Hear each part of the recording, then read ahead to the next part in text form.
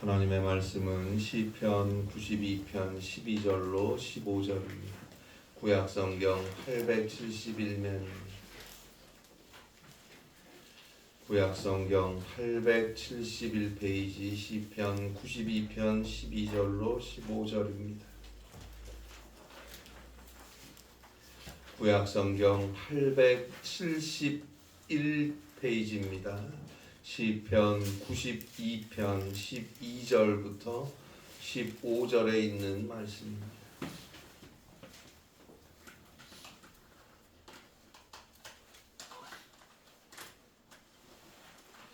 구약성경 871페이지 시편 92편 12절부터 15절입니다. 우리 함께 한 목소리로 하나님의 말씀 봉독하겠습니다. 의인은 종려나무같이 번성하며 레바논의 백향목같이 성장하리로다. 이는 여호와의 집에 심겼으며 우리 하나님의 뜰 안에서 번성하리로다. 그는 늙어도 여전히 결실하며 진액이 풍족하고 빛이 청청하니 여호와의 정시역하심과 나의 바위 되심과 그에게는 불의가 없음이 선포되리로다. 아멘. 제자입니까? 라는 책을 쓴 후안 카를로스 오르티즈 목사님께서 교회의 의미에 대해서 설명한 글이 있습니다. 그 내용은 이렇습니다. 사람들이 저를 보면 제일 먼저 목사님 어느 교회에서 오셨습니까? 라고 묻는다. 그러면 교회에서 왔습니다. 라고 대답한다. 당신은 내가 속해 있는 교회와 같은 교회에 속해 있다. 그 본질상 교회는 하나이다. 왜냐하면 우리들 모두는 다른 것들로부터 하나님의 나라 속으로 불러냄을 받았기 때문이다. 정말로 우리는 교회가 나뉘어져 있는 것처럼 말해서는 안 된다. 교회는 하나이다. 사람들이 당신의 다리를 잘랐을 때 당신은 그들이 나를 둘로 나누었다라고 말하지 않고 그들이 내 다리 하나를 잘라냈다라고 말한다. 그래요. 교회는 그리스도 안에서 하나입니다. 하나님의 나라를 꿈꾸고 하나님의 일들을 바라보며 그리스도 예수의 은혜 안에 있는 자들이 모인 곳이 바로 교회입니다. 교회의 머리 되시는 예수님, 그리고 우리 모두는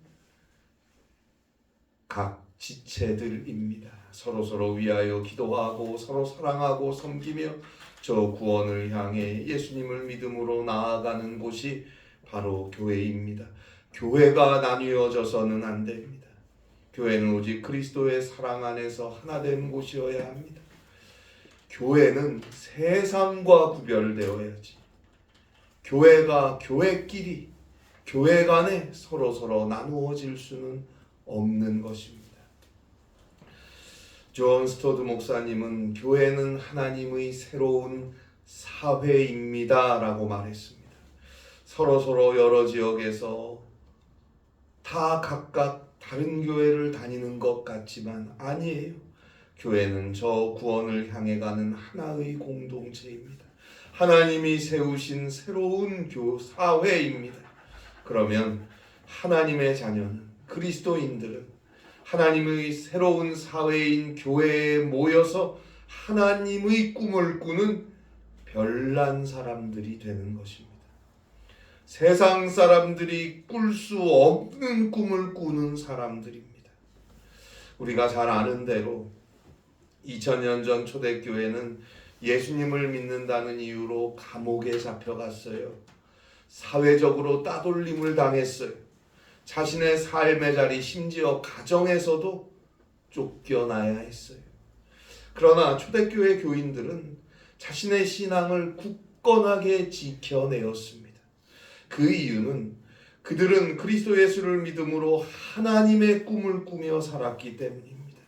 저 하나님의 나라를 바라보며 저 하나님의 나라를 꿈꾸며 부활의 소망으로 살았기 때문입니다. 사도행전 2장 41절로 46절에 보면 이런 말씀이 나오죠. 초대교회의 특징을 설명하는데 날마다 마음을 같이하여 교회에 모이기를 힘썼고 모든 물건들을 서로서로 통용하고 서로서로 필요에 따라 자신의 것들을 나누었었고 함께 교제하고 서로 섬기며 신앙의 길을 갔습니다. 고난과 박해 중에도 서로가 하나가 되어 하나님의 나라를 꿈꾸며 함께 신앙의 길을 갔어요. 결국 사도행전 2장 47절입니다. 하나님을 찬미하며 또 온 백성에게 칭송을 받으니 주께서 구원받는 사람을 날마다 더하게 하시니라. 자, 여기서 온 백성에게 칭송을 받았다라는 말씀에서 칭송을 받았다라는 말의 헬라어는 칼로스입니다. 헬라어에는 좋다라는 뜻의 단어가 두 가지죠. 하나는 아가도스이고 또 하나는 칼로스입니다. 아가도스, 참 좋다는 뜻이에요. 선해요. 그런데 좋은데 그래서 감동이 되고 감탄이 되는데 그것을 따라갈 마음은 없어요. 아니 어찌 보면 너무 선하니까 너무 깨끗하고 좋으니까 감히 내가 그러한 삶을 살 생각을 못해요. 그러나 좋다라는 또 다른 헬라어 칼로스는 조금 다른 의미예요. 좋은데 그냥 너무 막연하게 좋은 것으로 끝나는 게 아니고 나도 그렇게 살고 싶다라고 생각하게 되는 거예요. 그 삶의 모습이 나에게 도전이 되는 거예요. 사도행전 2장 47절에 나오는 온 백성에게 칭송을 받았다 해서 칭송을 받았다는 말이 바로 칼로스예요. 아니 저 초대교회 사람들은 예수 믿는다고 해서 저렇게 어려움을 겪고 고초를 당하고 무시를 당하고 심지어 감옥에도 잡혀가고 하는데도 어떻게 저렇게 기뻐하고 저렇게 감사하고 서로서로 자신의 것을 나누고 돌보고 예배하고 찬송하며 살아요. 뭐가 그리 기쁜지, 뭐가 그렇게 좋은지, 어쩌면 그렇게 서로서로 위하며 사는지 참 별난 사람들이네 하면서도 그 삶의 모습이 참 좋아 보여요. 참 부러워요. 그냥 좋아 보이는 게 아니고 나도 저 사람처럼 살고 싶다는 생각이 들어요. 매력적인 거예요. 끌리는 거예요. 그 초대교회가 어떻게 부흥하지 않겠습니까? 그런데 2000년이 지난 21세기 오늘날의 교회는 어떻습니까? 하나여야 하는 교회가 서로서로 다투고 반목하지 않습니까? 분열이 있지 않습니까? 전부 제각각 자기 목소리만 내고 있어요. 그리고 더 이상 별난 사람들의 모임이 아닌 것 같아요. 세상 사람들과 똑같은 꿈을 꾸고 똑같은 걸 좋아하고 똑같은 걸 추구하고 똑같이 손해보지 않고 똑같은 잣대로 삶을 재고 있어요. 저 사람들 참 별나게도 산다는 그 말을 잃어버렸어요. 오히려 더 세상과 같은 세상적인 교회가 되고 있지는 않습니까? 회개해야 합니다. 그리고 다시금 하나님의 꿈을 꾸는 하나님의 새로운 사회로서의 교회가 되어야 합니다.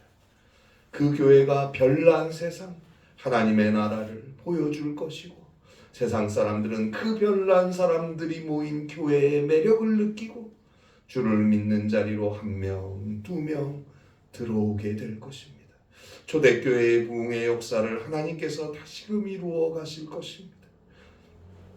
그렇게 교회에서 신앙의 삶을 살아가는 바로 별난 그 사람이 하나님의 은혜 안에서 복된 삶을 살 것입니다.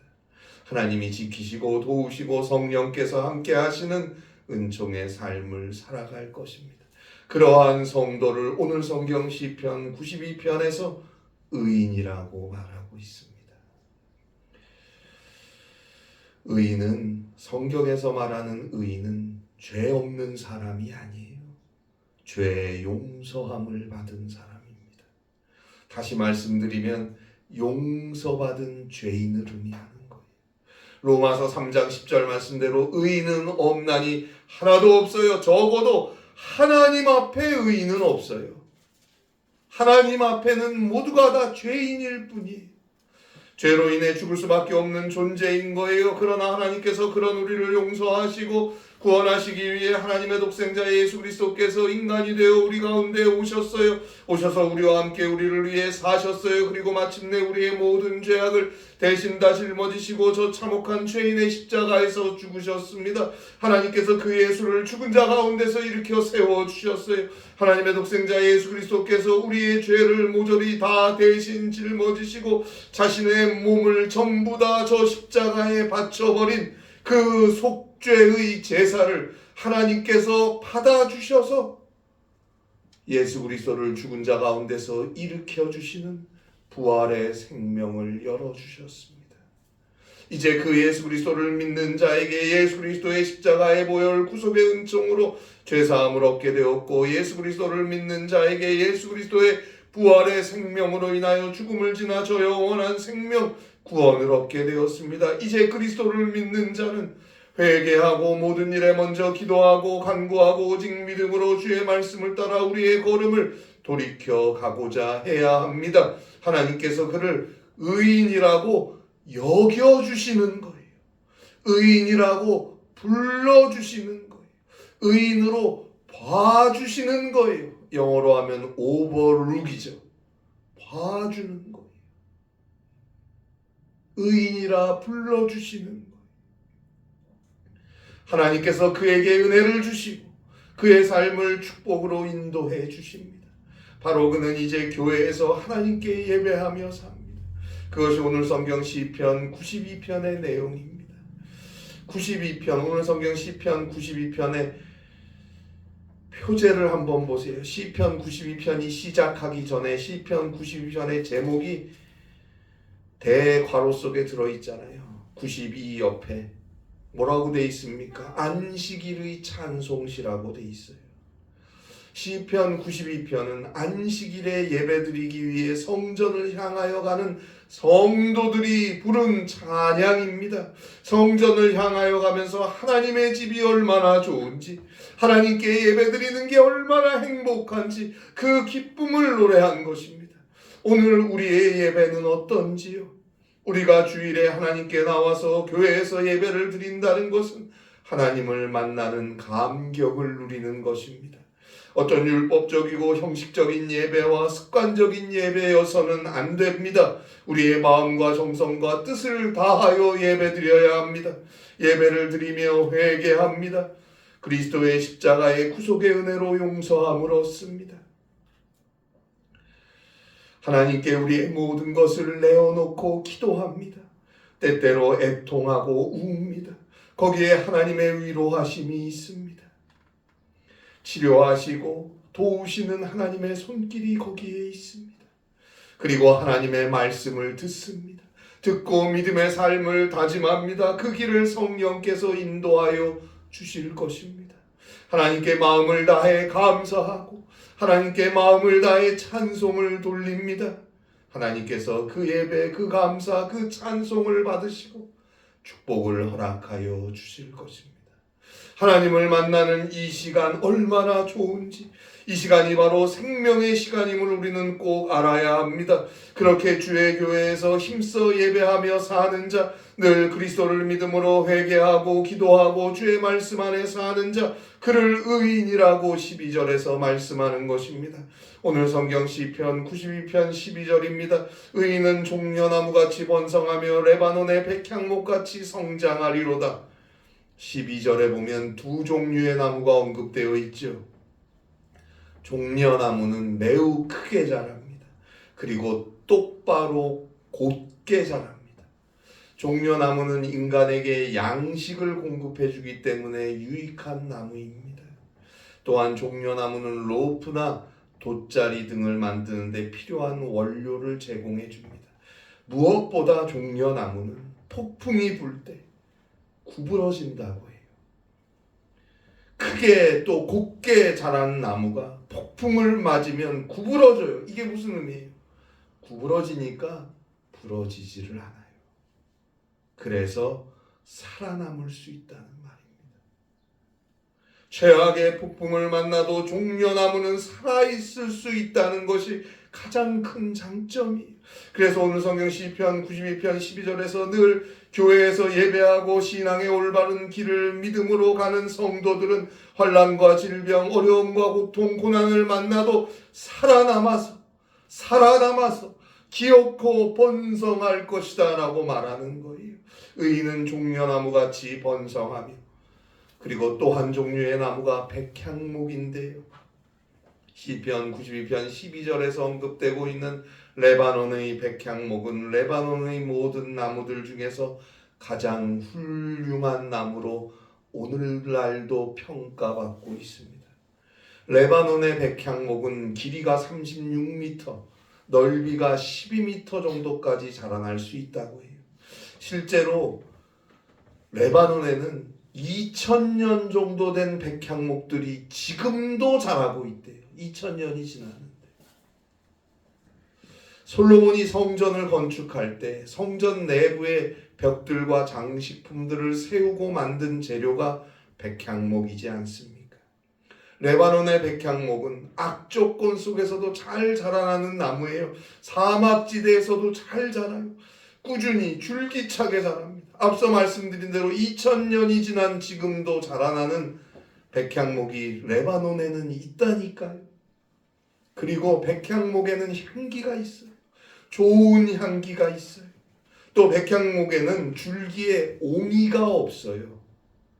이거는 매끄럽게 잘 자라나는 나무라는 거예요.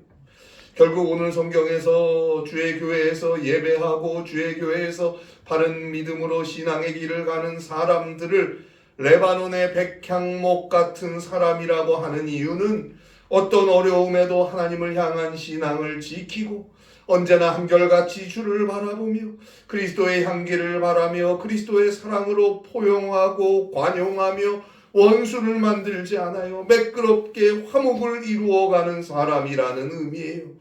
우리도 주를 믿는 그리스도인으로서 종려나무 같은 레바논의 백향목 같은 번성하고 성장하는 삶을 살아가야 하지 않을까요? 그러기 위해서, 그러한 삶을 살아가기 위해서 오늘 성경 시편 92편 13절입니다. 이는 여호와의 집에 심겼으며 우리 하나님의 뜰 안에서 번성하리로다. 이는 여호와의 집에 심겼으며 우리 하나님의 뜰 안에서 번성하리로다. 주의 교회에 뿌리를 내려야 한다는 말입니다. 그는 일생을 기쁘게 살 것입니다. 오늘 성경 시편 92편 14절입니다. 그는 늙어도 여전히 결실하며 진액이 풍족하고 빛이 청청하니 나이가 들어도 여전히 기쁨이 넘쳐요. 하나님이 주신 평안이 가득해요. 그 인생에 활력이 넘쳐요. 누가요? 하나님의 집에 심기운 자가 말입니다. 오늘 성경에 나오는 이 몸이 건강하다는 이 의미는 늙어도 여전히 결실하고 진액이 풍족하고 빛이 청청하다는 이 의미는 이 육체가 몸이 건강하다는 의미보다는 그 영혼이 평안하다는 뜻입니다. 비록 몸은 어쩔 수 없이 약해지고 아파지고 하겠지만 그 영은 나이가 들수록 날이 갈수록 새로워져요. 고린도후서 4장 16절입니다. 그러므로 우리가 낙심하지 아니하노니 우리의 겉사람은 낡아지나 우리의 속사람은 날로 새로워지도다. 우리의 겉사람은 낡아지나 우리의 속사람은 날로 새로워지도다. 그러니 우리는 낙심하지 아니한다. 이 은혜의 삶을 우리도 마침내 살아야 합니다. 오늘 성경 시편 92편 12절에 나오는 종려나무 같다는 말은 하나님께 예배하는 사람은 존귀한 사람이란 뜻이에요. 백향목 같다는 말은 그 삶이 번창하고 성장한다는 뜻이에요. 다시 말하면 예배드리는 사람은, 정말 진정으로 예배드리는 사람은 존귀하고 번창한 삶을 살아간다는 의미예요. 어떠한 상황에서도 예배에 대한 이 믿음이 있으면 마음을 다해 힘을 다해 주님 앞에 나와 예배하며 사는 거예요. 온전한 예배를 드리기 위해 회개하고 기도하고 믿음으로 감사함으로 주님 앞에 예배하며 살아가는 거예요. 찬송이 넘치는 삶을 사는 것입니다. 나이가 들면 들수록 더 기뻐요. 주님을 더 가까이 느끼고 바라보니까, 일생 꿈꿔오던 하나님의 꿈을 더 분명하게 바라보니까요. 그리고 자신이 일생 믿고 섬기던 하나님, 그 하나님의 크신 사랑과 그리스도 예수의 한없는 은혜를 가정에서 또 자신의 삶의 자리에서 전하고 나누어서 자신의 뒤를 이어 또 자신과 지금 함께 주님을 믿는 성도들이 있다는 게 얼마나 기쁜지, 얼마나 감사한지. 오늘 성경 시편 92편 14절이죠. 그는 늙어도 여전히 결실하며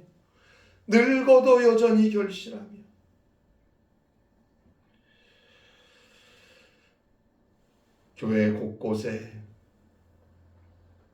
전도의 열매들, 기도의 눈물들, 예배의 자리들, 그러한 믿음의 흔적들을 매일같이 남기며 오늘도 하나님께 예배하고 찬송하며 사는 그 삶이 얼마나 행복한 삶입니까? 그의 삶을 통해 오늘 성경 시편 92편 15절이죠. 여호와의 정직하심과 나의 바위 되심과 그에게는 불의가 없음이 선포되리로다. 하나님의 하나님 되심이 그의 삶을 통해 증거될 거예요. 하나님이 나의 피난처 되심이, 하나님의 약속은 거짓이 없고 반드시 이루어진다는 것이 증거될 것입니다. 그를 보고 칼로스 매력을 느껴서 한 사람 한 사람씩 주의 교회로, 그리스도에게로 나아오는 은혜의 일들이 이루어지는 것입니다. 그래서 그는 늙어도 결실하는 삶을 사는 거예요. 스위스 알프스산에 한 오두막집이 있었는데 그 집은 종치는 집으로 불렸다고 해요. 그 집은 아들을 잃은 어머니의 정성과 헌신으로 지어진 집이라고 합니다. 아마도 이 알프스 산에서 험한 기후에 조난을 당해서 아들을 잃은 것 같아요. 그래서 이 집을 그 어머니가 정성을 다해서 지어놓고 종치는 집이라고 이름을 붙였어요. 스위스 알프스 산의 깊은 골짜기에는 겨울이 찾아오면 눈이 바람에 날려서 앞을 볼 수가 없어요. 그리고 금방 사방이 눈으로 확 덮여버려서 날씨가 좋았을 때 등산했던 사람들이 길을 잃어버리기가 쉬워요. 그래서 바람이 부는 날이 되면, 눈이 내리고 바람이 부는 날이 되면 누구든지 이 집 가까이 있었던 사람들이 종을 치기 시작합니다. 그래서 종치는 집이 땡땡땡땡 총을 치기 시작해. 그래서 길을 잃은 사람들이 그 종소리가 울리는 걸 듣고 이 오두막집으로 찾아와서 구조를 받게 되는 거예요.